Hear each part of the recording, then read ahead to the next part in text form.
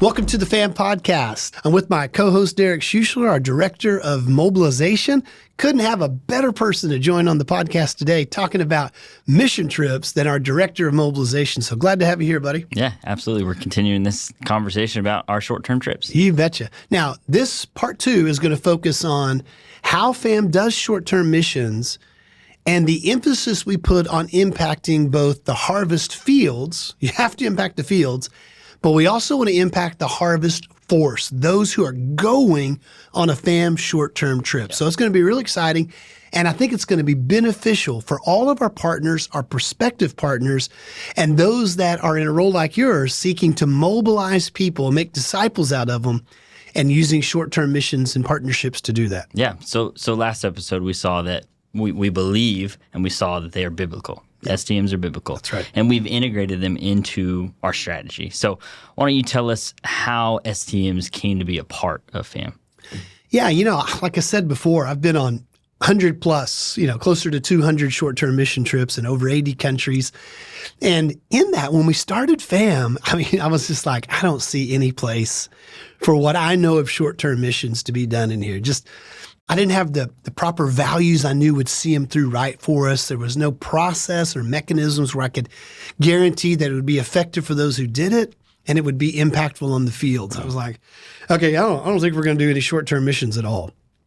And in talking with some of our partners, they were expressing a real desire to get over there with us and do some stuff like that. So it put me and my wife back to the drawing board, and we began to see some open doors that, taking that, tweaking it a little bit, coming up with this process, this methodology, if we trained them right and created the right experience and kind of did a lot of preparatory work for it, there may be a way that short-term teams could come in with FAMM in our geography we were originally serving in and really have a strong impact. Mm-hmm. So, before we just called, we're having a mission trip, come over and tell us what you want to do and figure it out. I hate that. We said, okay, let's go to the drawing board. Let's get a process in place. Let's get some values that would have to stand it up, and then some principles and processes that would actually make a win-win-win short-term mission experience. So we put it all together, put it out to our partners, and within 6 months of being on the field, we hosted our first short-term mission team in 2010. Yeah. So what are some of those values and principles as you were creating that STM? What were some of those that you said, these have to be a part of this? We look at one of our core values that stretches across FAMM, in our 14-year-old experience. But even in the early days, we had a deep core conviction about everything we do having strategic alignment. Those who come to work with us, long-term, intermediate term, and even short-term, we must be strategically aligned. Yeah. So when we thought about short-term missions and being strategically aligned, the principle to guide that kind of came out by saying, okay, if we're going to do short-term missions, the short-term mission experience must slave to the strategy rather than the strategy suffering due to the short-term mission. Yeah. The way I've heard you say that on the field with some of our leaders is the petrol and the pani. Yeah. When we're making a decision, when we're adding something, when we're rethinking something, we got to make sure that we're adding petrol to the movement rather than pouring water on it. Yeah, and pani. There's a lot of short-term mission setups that are water pouring on fire moves when it comes to the grand mission, what they're trying to accomplish. And sometimes it just becomes a lukewarm waiting pool. All right, everything's shut down. The short-term mission's here. Let's goof around. All right, we got them out of there. We can get back to work. No. We don't want it lukewarm grandpa bath. We don't want it cold water on a hot fire. We want it like gasoline hitting the flame. And that's the kind of short-term mission we've created. It's an increase to what we're doing. It folds in and guides it. It's very strategically aligned. So we're loving that about it. Another guiding principle that we're committed to is making sure our short-term mission experiences are a positive experience. All the way around. We want it to be a positive experience for our partner in the dealings with us. So we go to great lengths to that. We want it to be a positive experience for every person who signed up through that local church and went with us from the time they signed up to the time they get back. Positive experience. Yeah. We want it to be a positive experience for our team members and our network people that they're working with on the field. They're like, man, we love having the teams come. They get excited about Yeah, it's a positive experience. And then we even want it to be a positive experience for the community we're serving. They're like, wow, that team represented Jesus. They blessed us. We loved having these foreign guests in our homes and in our villages and on our soil. It was a positive experience. I think that means a lot. Yeah, and that's one of the reasons we add the liaison, one of our team to go with the team from America, to be with them the whole time, to go between our local team and the church partner, and just create that positive experience. Yeah, I'd say there's no problems or anything like that. Yeah, you bet. That's their primary job, is the keeper of the positive experience. And that's probably my primary job with the mobilization. From the beginning to the end, we want to have that positive. You bet. And you do a great job with it. I mean, I have full confidence in our STMs because I know you're guiding that, because you've been part of the shaping of these values, and you've been with us since the very first short-term mission trip to know the heart of it, so that everyone that goes through your ministry, they can catch that same heart. So I love that we're passing on generation to generation that positive experience. It's a pleasure. You know, another way that we're really driving this and keeping the values and processes and principles, keeping us on track, making sure that we're really having the desired impact we want to have, is that, again, strategic alignment, where our cross-cultural workers that go, when they execute their ministry, they're doing the exact same thing that our near culture or in culture or our team over there, that they're doing as well. It's not our guys are over there doing oranges and the team's going to come and do apples. Mm-hmm. It's not a switching of genre or tactics to something totally wacky, wonky, and different. Yeah. No, it's a little bit more of the same, or a lot more of the same in an intense period of time. And that's just been a value that's given me a lot of confidence to put the energy and effort and resources into great short-term missions. That's a value that you've had, I think, from the beginning of your cross-cultural experiences. When you're working with somebody local, believer, local pastor, you want them, as they're translating for you, working with you, to see what you're doing and think, I can do that. Yeah, I can do that better. Yeah, and if we do it right, it's going to have an iron sharpening iron. The people that got trained are wondering, should we really be doing this? And then they get to the field and say, oh, wow, the professionals, the guys that live there and grew up there, that's how they're doing it as well. We're learning from them. And then when our guys are over there saying, well, these foreign guests, when they come, what are they going to do? Oh, wow, they're doing the same thing we were doing. And it should create this great iron sharpening iron. And it does. Looking back from the very beginning, we said, okay, how are we going to do this? Where are we going to find the short-term people to go? Yeah. And we are not a short-term mission sending organization. There's never been a season in the life of FAMM where we were held hostage or dependent upon whether short-term people can go or not. Mm-hmm. We don't structure our budget around income from short-term mission trips. We don't schedule our metrics, our success, or our expansion efforts about how many short-term mission trips we can send. During COVID, our ministry grew and thrived when we had no short-term mission experience. But at the same time, we said, you know what? We see there's a place for it biblically. We think it can be a great addition into the grand strategy. We found a way to make it really serve well and have a kingdom impact. So let's do this. Let's get 2 bites on the same apple, and let's only mobilize our short-term missions from our partner churches. Yep. So it's not like we're just kind of reaching out to everybody or have a lot of solos or a bunch of college students signing up off the website. We communicate this as an outlet for our partner churches and seek to mobilize through that so that it can help have a discipling effect on their people, and they can get in the fight with where they're supporting financially and praying about and things like that. We'll talk a lot about, more about that to come. Sure. So what's the next value? Yeah, and it's creating that experience where people can just really be immersed in a true kingdom movement, that they can be out among the real unreached and at the same time sharing the gospel. Now, that 3-part recipe right there, it gets really hard to find, right? I mean, when you're looking for, how can I get my people out among the true unreached of this world? How can I get them where they're doing more than just social work. They are sharing the gospel with these people in a meaningful and culturally appropriate manner that has a team that's prepared and ready to follow up after it. It leads to church planting. And then how can I get my people immersed in experiencing the unreached and sharing the gospel inside a comprehensive, live, forward-thrusting movement? I mean, you find that recipe, hey, you found a winner. And I think our partners appreciate that, and that's what we're trying to create. I have heard that from a lot of our pastors and partners, that you can find one or two of those, but having all three of them in one trip in one time that's really special, and they do appreciate that. You betcha. Well, let's dive a little deeper into how we're actually impacting the fields. This whole episode is about short-term missions and the mandate we have in that to impact the fields and impact the force. So let's, again, dive deep into that impacting of the fields and how we do that. I want to start by saying this. Good missions should have kingdom impact on the fields, or better said, Great Commission impact on the field. If it's good missions, the elements of the Great Commission are going to be impacting the fields that we're serving.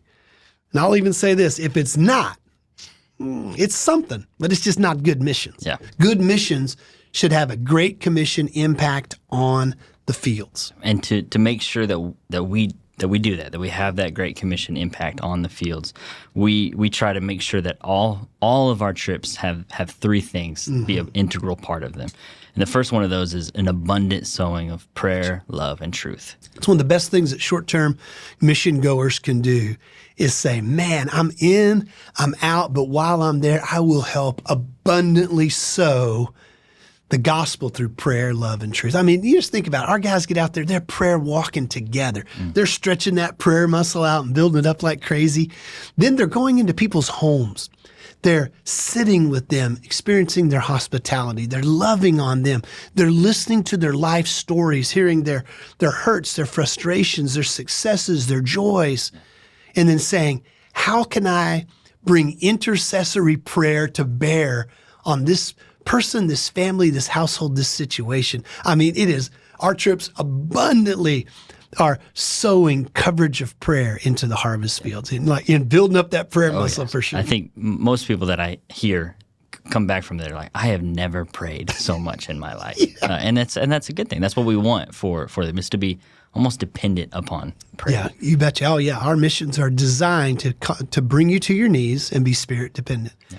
And while you're out there abundantly sowing, you're sowing coverage of prayer, but you're also sowing abundantly touches of love. I mean, we like to encourage the teams to say, okay, I want you just to see how much love can you leave on this place in the precious days and hours that God's going to allow you to walk in their midst. Yeah, we challenge them. How many fingerprints of love can you at the end of this trip, can you think back on how many touches of love, how many fingerprints of love did you get out there? And honestly, some of these stories of these are some of the most impactful in the debriefs and things that we have, are just how far just a hug of a lady who was sick or never been hugged before. Countless times where that story itself has come back in the debrief, and then that has opened her to the gospel, either through that particular time or by a follow-up meeting. They go a long way. And it's so biblical too. You're visiting the sick, you're visiting the imprisoned, you're visiting the downtrodden and downcast, the broken,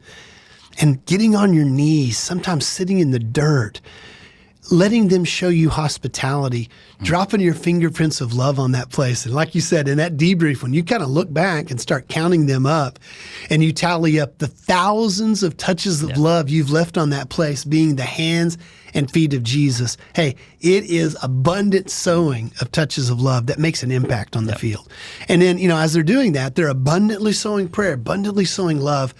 We want our guys out there abundantly sowing truth in several different environments, but they're out there and they're putting the truth of the gospel of the kingdom out. They are sharing it, a contextualized, culturally appropriate message that they've learned, and they're communicating, and it's spot on and hitting right to people's hearts in a way they can understand it. And we're saying, all right, how much of this sharing of truth abundantly can we get out in the days and hours we have on the field. And man, that impacts the fields because God's word doesn't come back void. And we're not just satisfied with just sow the seed out there and leave it. The second thing that we do on our trips is we reap an evangelistic harvest. You betcha. It's an evangelistic trip, particularly our Compassion Kit mission. Mm-hmm.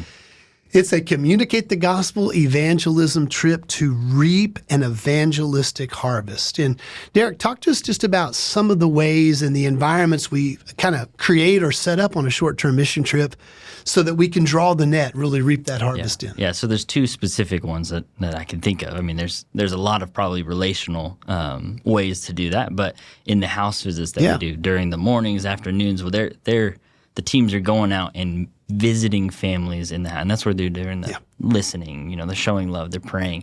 But we're also, when appropriately, we're preparing our teams to draw that net. If there's a gospel presentation and they're responding to the gospel, then we need to draw that net appropriately. Yeah. And the other environment that we do that in is the Compassion Kit party, which are... It's a real overt one. Right? Yes, it's more formal. We are going to do this at each Compassion Kit party where there's going to be a story group in this place where the leader that you're with, maybe you're a translator, maybe he's a leader with you. We're pointing to him the whole time, but that guy is going to be sowing, or you're going to be sowing, but he's going to be reaping that evangelistic harvest at the end with a culturally appropriate invitation that is understood by everybody there. Yeah, I love that. Our guys are sharing a message that it's going to be echoed again and again. It's dialed in, and we've created great environments, formal and informal, where abundant gospel is being shared, and it's designed to draw the net. There's been so much work that's went in way ahead of time before a short-term team ever gets there. And we kind of take the teams to the places where we have deduced it's time to draw the net in those places. They are ripe and ready for harvest. That's where we send the teams. So we typically send the teams into fertile ground with ripe fruit hanging on the branches, and they get the joy of bringing in the harvest. Yeah, I know one of our things we say to churches who ask us, we got to make sure that there's being follow-up happening. Where's the follow-up going to happen? And our thing we say is, well, a lot of times our follow-up happens before we even get there. And there's going to be somebody there to follow up, but we have laid the groundwork there beforehand. I think some of the bad rap that short-term missions have gotten is when there's been no foundation. Yeah. It's totally dependent on the work that was spooled up in that short-term experience. And most of the time, there is no team mechanism or energy to put into following it up that would emulate that at all. And it rises up fast and burns away quick. So we built in a whole process that would defeat that and stand against it with that foundation we've laid. Yeah, which is the foundation is kind of the third thing that we make sure is integral in each part is encouraging that local church and raising their profile in the community. Yeah.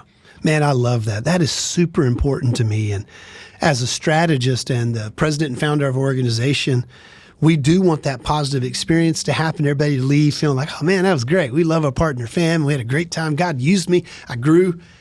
But before the team ever hits the field, I'm already looking 3 months down the road. And I'm seeing we have in culture, near culture people that are putting their lives on the line. If our team can elevate them within the community, can raise their profile up as a serious man or woman of the gospel who is committed to their faith and represents Jesus well, it does so much for our teams. I remember hearing a story one time that in a particular place in South Asia, some of our local workers were there, and man, people there wouldn't give them the time of day. I mean, there was a certain level of the community. They wouldn't look at this person when he walked down the street. And so he, asked for a short-term team to come, and our leaders felt it was appropriate. They brought him in. And this same class of people, they didn't come to any of the Compassion Kit parties. Some of our team visited their homes, but really what they did is they just watched from the peripheral edge for the whole week. Where's that team going? What's that team doing? Who are they talking to? How are they doing it? What are they acting like? How they carry themselves? And none of them from that class of people responded in any way to the team or to the pastor while the team was there. Yeah. But after a week or so when the team left, a large group of people from that class, they came to that pastor and said, "We have watched you when you were here with your guest. We have seen how they lived. We did not know Christians could be good people, but we have seen something different with our own eyes in them and in you." And they said, and he told us, he goes, "Now the people that wouldn't even look at me, the people that wouldn't even talk to me in the street, now they are coming and sitting at my feet saying, 'Teach me of this Jesus that has changed your life.'" That's the kind of elevation and profile raising we want to see happen. Not to give them the best house in the village or prop them up that, oh, we have important friends from somewhere else and access to money. No. They are representing the Jesus that has changed their life, and it's opened up doors. I mean, it's super important for us as kind of a soft metric that we see through short-term missions. Yeah. So STMs, they get a bad rap sometimes when the Westerners come over and they see, the work that's already going on, and they think, why am I even here? They can do what I'm going to do so much better than me. So why am I even here? Yeah, and then they get this idea of, well, it doesn't matter what I say. The translator's going to say whatever he wants anyway, and he knows it better than me. And really something that hurts my heart is when I hear people saying, well, I'm just kind of a novelty act here. They just parade me around to draw interest or open some doors or, man, I resist all that. I know what happens, and I know there is some interest and novelty that's there when something's new in a village that sees one car come through every 2 or 3 weeks. And it creates some interest, and we'll embrace that. We'll be all things to all people. But when we invite cross-cultural or Western short-term workers to come on a trip with us, we are in no way saying, come and be a mouthpiece or come and be a novelty act. We are saying, come and be an ambassador of Christ. Women in the areas that we're serving, one of the leading causes of death among them is suicide. And we invite women to come, not to be, well, I guess I'm just a goofball walking around here, draw people's interest and look at my blonde hair. No, we're saying, hey, you come over as a woman of God with the mantle of Christ on your shoulders, empowered and strengthened and standing up, communicating God's word in power and in love. That's no novelty. No. So, man, I resist all that. And if you find yourself in that situation, you should resist it too. If that attitude starts coming up in you as a short-term mission participant, you should resist it as well. And if you have partners that's all they have you to do on their short-term mission, you need a new partner, right? And by no means do we ever want to promote that or portray that. We want to resist it at every front. So, Derek, we're talking about impacting the fields, and we talked a lot about our values and principles for it. But what's the typical impact made by an average FAMM short-term mission trip, maybe like a Compassion Kit trip? Yeah, so we kind of average about 6 teams that go on a team, 6 3-person teams that go on the field. And when we send out those 6 teams at the end of the week, what we're seeing on average is about 48 villages that they've been to, that they've reached, 24 story groups being started in those places. 24 brand new outreach Bible studies being created in, about 4 days? Yeah, that's a lot. That's awesome. About 1,000 people among the unreached and unengaged being reached with the gospel, many times for the first time. Yeah. About 1,000 people. And then about 20% of that 1,000 who come to hear the gospel respond with a profession of faith. Yeah, so you'd say we see a couple hundred people coming to Christ, making a profession of faith in community of that group and story group known by local leaders to be integrated in to see, okay, so what does it really mean to follow Jesus now that I've responded? Yep. Man, I love that. That's worthy of it. We use this statistics that you're talking about. We really use it as a thermometer to engage the evangelistic temperature of that community. If you're one of our partners listening or one of our donors or been on a trip with us, we track all these things. We talk about it in the debrief. We celebrate it. But if you get a FAMM newsletter or a FAMM report, we don't even report on professions of faith. We choose to report on the effects and the outcomings of the short-term mission, like the baptisms and story groups started and church growth and leaders trained from that. But what we do is we're very conscious of the impact of our teams on the field. Are they effective? Are they not effective? What do we need to tweak? What do we need to change? What size of team is important? What's worth it all?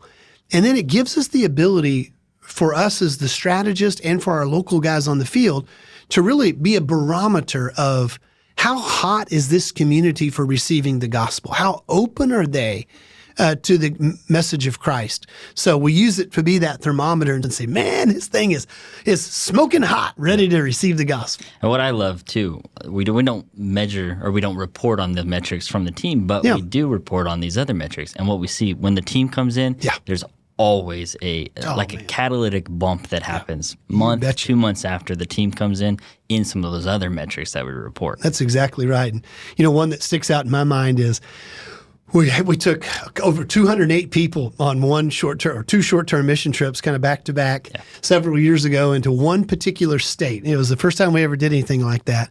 And they hit that thing so hard that we saw these immediate metrics coming in. But like I've said before the second team was halfway through, I wasn't even worried about what's going to happen at the end of the week. That was on autopilot. I'm thinking, what's happening next month, 2 months, 3 months down the road? Mm-hmm. So I'm working with the teams, tracking it real hard over those 3 months. And what we saw from the impact of 208 people getting in 3-man teams, doing a FAMM-style mission trip for 8 days, we saw 6,000 people making professions of faith. We saw 12,000 people joining our network of churches, right? And within a 90-day period, of those people who'd made professions of faith, 2,300 of them were publicly baptized as adults, right? So we love taking the temperature. Yes, this is hot. Seeing the validity of our mission and watching those disciple-making, church-planting, kingdom metrics coming in months and months and months. You're right. To say catalytic bump, you are on it. It is a tremendous bump. Well, we've talked a lot about how FAMM's short-term missions are designed to impact the field, that we feel that is a mandate for us. And we communicate that and kind of want to honor our partners in that that's the kind of trip we're going to put out, and that's the trip you're going to be invited to come and make that field impact with us.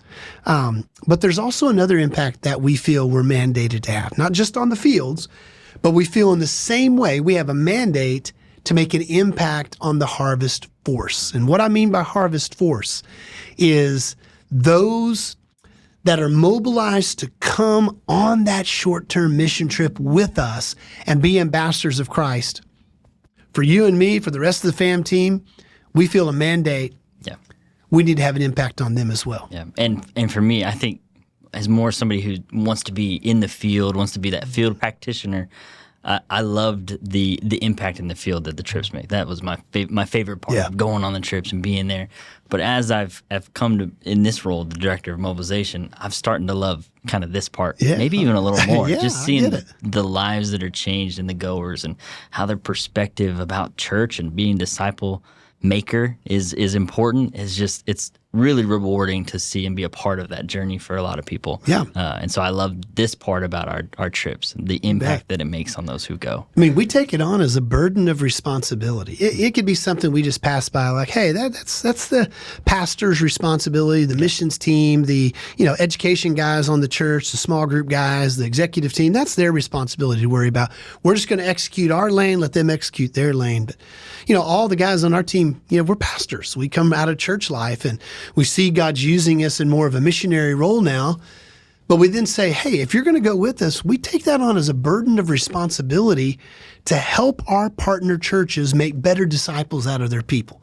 I take it so serious as to say, if you go on a FAMM mission trip, you should come back as a better small group leader. You should do better at communicating the truth in your small group, loving on people, shepherd them, caring. You should be a better neighborhood evangelist. You should be a better youth worker, children's minister, as a volunteer, not staff. You should be better at every ministry you would be involved in your local church from what you learned, what you experienced, what you did, and what you're bringing back with you with that fire in your belly to say, what I did, I want to do there. They should be better at it. Why would going on a trip overseas doing things that maybe they're not doing exactly back here? Youth leader, community group leader, volunteer. How would that make them better? Yeah, that's a great question. And I think a lot of people on church staff that are tasked with disciple making and discipleship in their local context, but they're not on the missions team. They're like, Okay, the missions team's out there and they're trying to get people on mission trips, but my job description's really not built around how many people can I get on a mission trip. My job description's built around how many people can I get and keep in small groups. How can we facilitate the environments we're creating on the weekend? How do I manage, train, and field my volunteers? And I get it, you're asking me to put people on mission trips, but really kind of feel like that's a little sideways energy. Yeah. And the reason is because who's holding them accountable for that? Who's judging their success in ministry or evaluating them on an annual performance basis by how they're using short-term mission trips to make disciples? So if you don't have an answer to that question you ask, why would it make them a better small group leader? Why would it make them a better youth worker, children's worker? Why would it make them a better neighborhood disciple maker? Why would it make them a better elder within the greater life of the body? If you don't have an answer to that question, then for everybody outside the missions team, it's sideways energy. Yeah. Unless you're just one of those odd people that has a crazy passion for a certain country you like to go to and bring people with you. So here's what I think about it. We're all here to equip the saints for the work of the ministry, whatever role and whatever you're evaluated on. And when you think about getting a person like that on a short-term mission experience, being immersed in all of that, you've got to remember that discipleship, it's more caught than it's taught. And if you have the imagination to say, you know, I've been teaching them about loving your wife or loving your spouse, raising your kids in a godly home. I've been teaching them about how to share appropriately, good hermeneutic, systematic or biblical theology. I've been teaching them about prayer and fervent prayer and having a heart. I've been teaching them how to do evangelism. But in my 30 years of ministry experience, I've learned this. That stuff is more caught than it's taught. And when we can use short-term missions, no matter what your role or responsibility is in the local church, if you have a partner that you can say, man, we're going to use their short-term mission experience as a laboratory of discipleship and equipping and training for us to make better disciples out of our people and not just teach them about it in a classroom. Yeah. I'm going to send them to do it, and better, I'm going to particularly recruit just the right people that I'm raising up in these roles.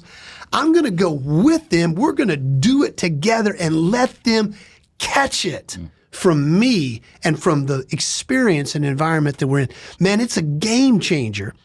But we have to have two things to make that work.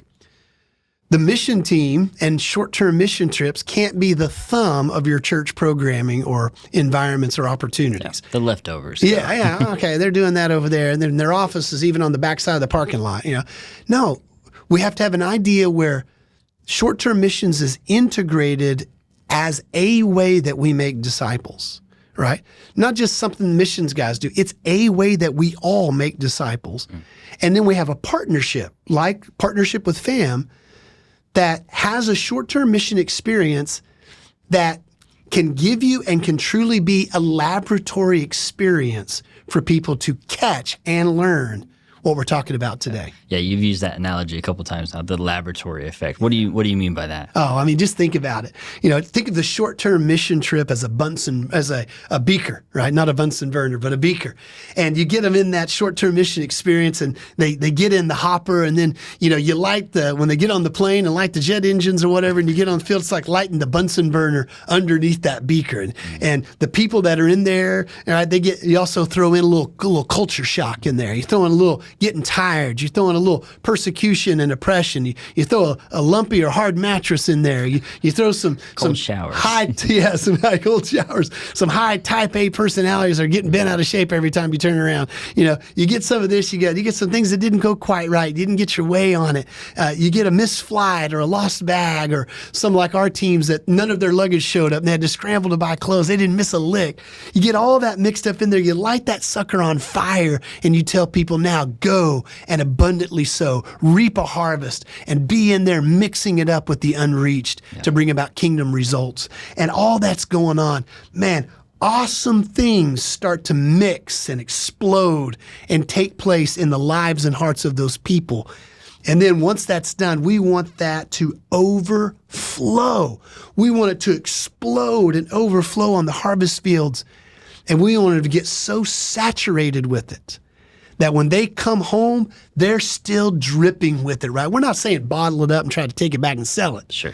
We're saying just be so saturated in it that you come back oozing and dripping with it when you get home. You can't help but get it on others, right? And that's the kind of mission trips we're creating at FAMM. That's the partnership and experience. You know, for this laboratory effect to really take place, there's just some things you can't learn in the big room on the weekend. Yeah. You know, it's great, but there's just some things God has reserved. You learn something in a different environment. There's some things you just cannot learn in a small group. A lot of stuff you can, but there's some things you can't. God has relegated and reserved something to know about who we are in Christ and what we have in Him. He's reserved that just to be when we're out in the harvest fields. It's one of our favorite verses. We teach it in our Bible studies in the morning at our small groups. You know? Philemon, verse 6. That's right. And he says, Paul says to Philemon, I pray that you would be active in sharing your faith so that you would have a full and complete understanding of every good thing we have in Christ Jesus. So when I think about our short-term missions being that laboratory effect, that Philemon verse 6 is the lab we are creating to learn something God has set aside that can only be learned out there on the skinniest end of the branch that you can imagine. And short-term missions, they put a lot of us way out there on that skinny end of the branch. So some other ways our STMs help with this, help with the impacting the force, is by the training that they get. You bet. They're getting trained in how to be prepared to understand the culture they're going into. They're getting a missions mindset and understanding what success looks like. They're learning the tactics of their short-term mission trip and what they're going to be asked to do in the field, and then how to apply that when they get back home, which is the icing on the cake. Yeah. And so you already said it. The second thing is the things they actually do on the field. The people that they meet, especially those leaders who they're serving alongside with. Can you imagine how it impacts the harvest force when they get shoulder to shoulder with heroes of the faith, unsung heroes. They get to come up next to guys that are living out a kingdom movement and learn from them, watch their faith, see how they pray, see how they lead. Man, that iron sharpening, it rubs off on you. We want them to bring that back home with them. And then they get to touch and taste an actual living, breathing movement. Yeah. They get to touch and taste and experience it. And then they experience the beauty and diversity of culture. That if they go into it with that cultural learner and not a negative attitude, they get to see the Lord using and redeeming culture in a way that's beautiful. And I think one of the faith builders that does, when you take all 5 of those things and bring them in, the faith increase that comes up, it produces a question. The experience wells up a question that is going to only be answered in faith. And it's, why are we seeing this take place here, but I can't seem to be experiencing that back where I live in my respective harvest fields? And there are a lot of things that happen in there about, well, maybe it just can't. Maybe I just give up on the whole idea. But if we're truly going to have an impact on the field and see that kind of movement, and we want to have an impact on the harvest force, the people being mobilized from our partner churches and them seeking to use it as a way to make better disciples out of their people, to help guarantee that we live up to that, we've created a holistic process to help make sure that from our planning and preparation to our performance and everything in between, we stay focused to make sure we are impacting both field and force and do the best we can for our partners to make better disciples out of their people. So that holistic process kind of looks like, 3/3 of the same pie, right? So it starts with, and it just is kind of letting our partners in on our process a little bit. So as we're looking at short-term missions, engaging our partners, bringing your people on, taking them and sending them back home, we're looking at it in, okay, what's our pre-trip preparation look like? And for that to be holistic, we don't mean it just for FAMM. We say it's holistic because it's working for our partners as well. Yeah. Okay, so pre-trip preparation, holistic across the board is from the time that a missions team starts working with you or the trip leader, you're doing, 6 months of preparation with them on a countdown calendar? Yep. We got 6. It starts in 6 months. Yeah. Choosing that team leader. We'll run through all that checklist. You have training modulars for them on how to be a good trip leader. Okay, so pre-trip preparation for the leadership.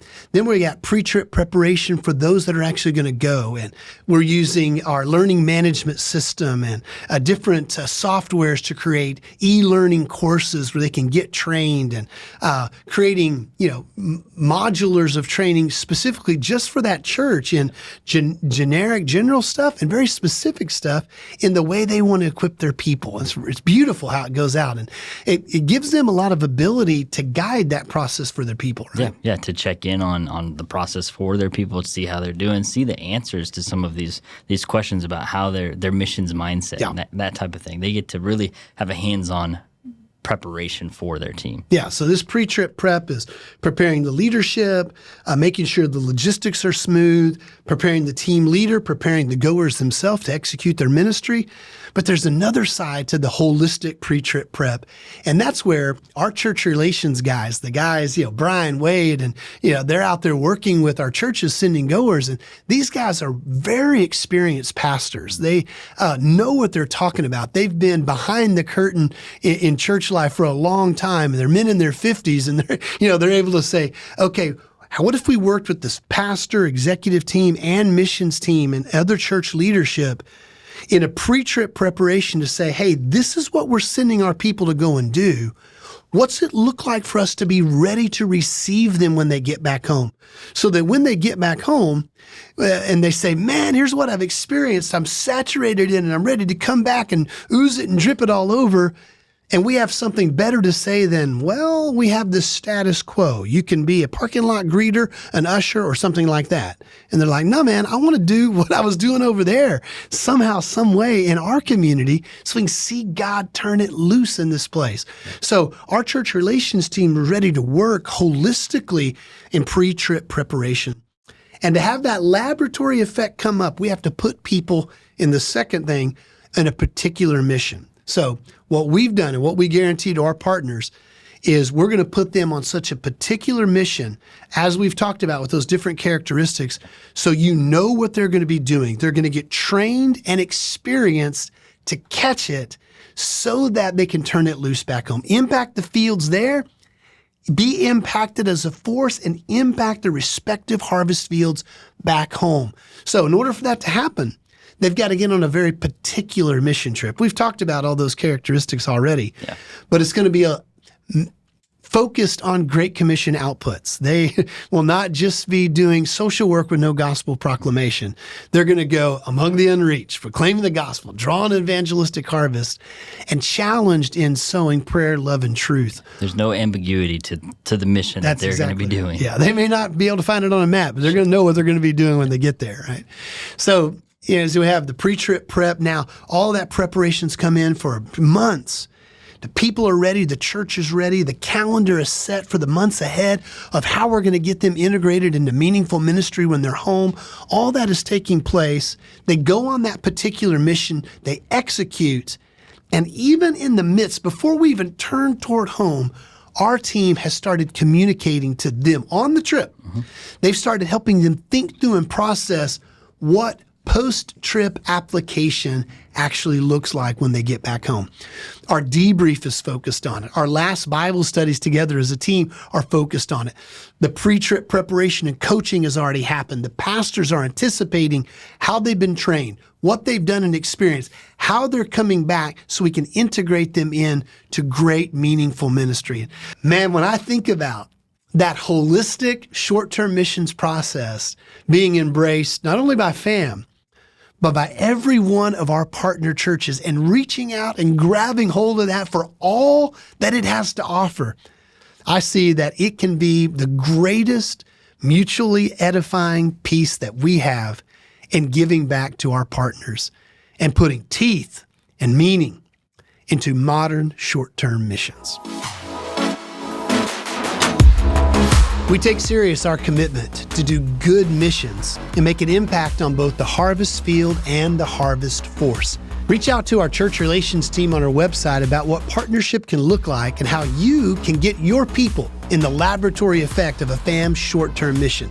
It'd be our honor to help you make better disciples out of your people and see them impacting the unreached for Christ. Thanks for tuning in. Check out our website at gofam.org and look at all of our resources that are up to date about short-term missions and partnership. Now, go and be dangerous for Jesus.